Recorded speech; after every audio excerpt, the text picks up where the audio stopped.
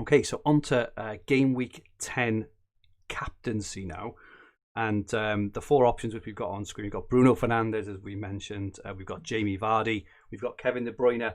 And we've got Mohamed Salah. We did put up a poll on Fantasy Football Hub. And the poll read Vardy came out top with 43%.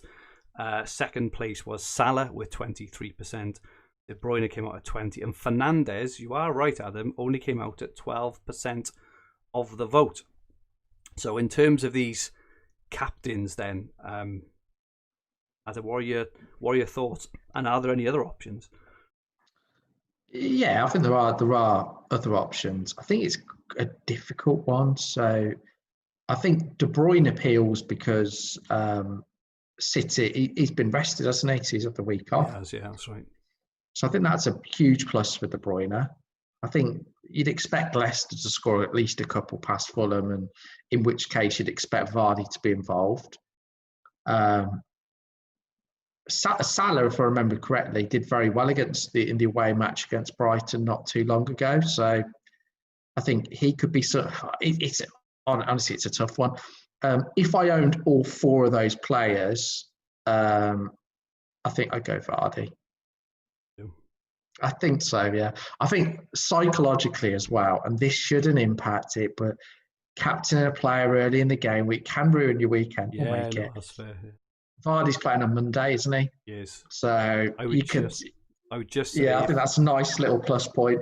If you are thinking of bringing in Vardy, just hold on till the press conferences, because there were, he did kind of limp off at the end of the game last week.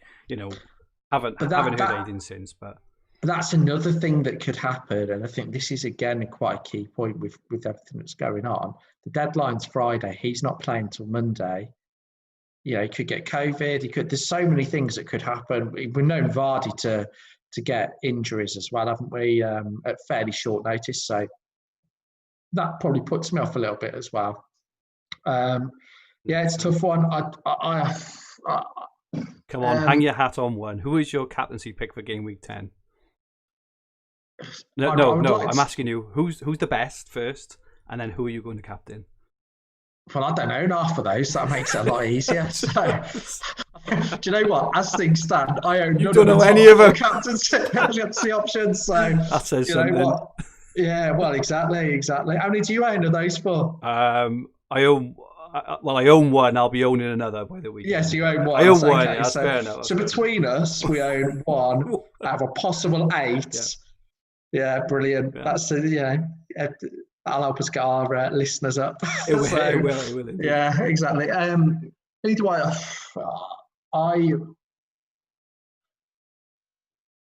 think? Do you know what? I'm going to back Bruno. Okay. Well, nobody else. Well, only 14% back here. The reason I think is United they just look so much better away from home, and he's just key to everything they do. I think his performance against Everton, which has probably been forgotten by now, but he was brilliant in that game. So yeah, I'm going to go Bruno. I think that I would go Vardy, but I just don't have. I can just imagine a phantom injury or something coming up between Friday and Monday, and that puts me off a little bit. And I'd be so annoyed. Like the Zaha thing that happened this week, I'd be so annoyed if like Vardy then, Iheanacho's rocking up in the starting lineup. That would ruin my week probably. And I don't know if I can take that. You'd have your vice on Bruno. Be a factor. You'd have your vice on Bruno, wouldn't you? So yeah, that's true. So I think out of those four, so I'm really this. I think this week for captaincy for me is one of the hardest, but I also think you can't really go. I wouldn't say you can't go wrong, right? But it's great to have so many really good options as well. Because you can likely expect quite a high scoring week if that makes sense.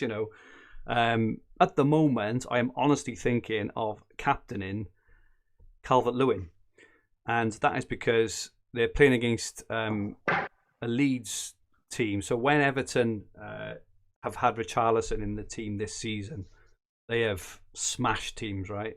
They didn't smash Fulham on the weekend, but they scored 3 on the weekend. They regularly score three a game when Richarlison and Calvert-Lewin in the team. I know Leeds kept a clean sheet against Arsenal, but Arsenal, as we mentioned earlier, and I think there's a couple of Arsenal fans in the chat also said they're just absolutely awful.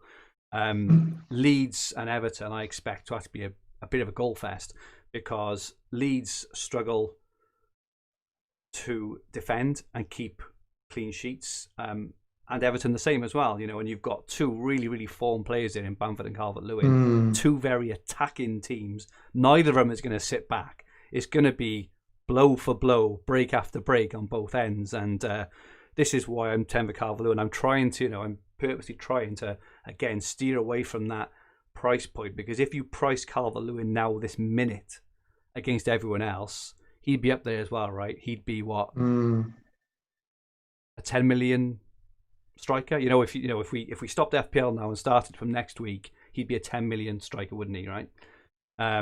So I'm trying to not get his price going the way. My second choice would be De Bruyne, who I still may captain. I captained Bruno last week. I don't fancy him this week, but Southampton have been playing very, very, very well, and they've kept a lot of clean sheets this season. So I'm just a bit concerned. He might get a return, right? But I fancy Calvert-Lewin more to get a return than I do for Bruno, just as an example. And the same for De Bruyne as well, right? I don't think Calvert-Lewin has blanked when Richarlison has started. This is it. So, even if he gets his goal, Calvert-Lewin, he's likely to get 8 points, right? But the form he's in, would you honestly be surprised if Calvert-Lewin didn't get a couple of goals at home to Leeds? And bear in mind, James plays much, much better at home than he does away as well. So his threat is going to be increased as well. So, that's my reasoning. That's not a bad shout. That's not a bad shout. You could have me tempted on that one. We will see. I'm not desperate. We'll see next week when I captain Grealish for Monday Night Football. We'll see next week when I captained Calvert-Lewin. He got absolutely nothing, and Bruno and KDB and everyone absolutely smashed it. But we will. I think it's a wide open captaincy this week. It is massive. There's six options, right? Yeah.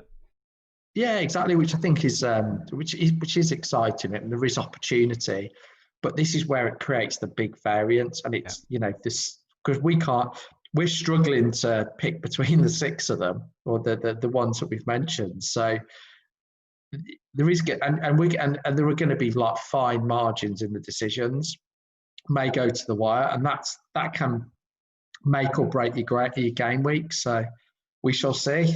And we haven't even mentioned Salah in there, either of us, in terms of when we really, I know neither of us own Salah, so maybe that's the reason why, but he's playing this evening. He hasn't scored yet, but he's got to be around there, right, kind of in the conversation. Yeah, I think my only thing is, will he be up to speed, because it does take players at times. I can't think of any player who's had COVID or has had this break to come back and really hit the ground running. So but we will see. Obviously Salah is not a bad pick.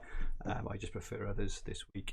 In terms of what our predicted tool says for the top point scorers for game week 10 only, top of the shop is Kevin De Bruyne. So the algorithm says that De Bruyne will be top. Second is Sterling, interestingly, even though none of us really fancied him earlier. Third is Vardy, fourth is Salah, and fifth is Mane. No Calvert-Lewin or Fernandes in sight in the top five, according to the Fantasy Football Hub prediction tool. Oh dear. Oh dear. Oh dear, we will see. Might have to revise all of our opinions. Exactly.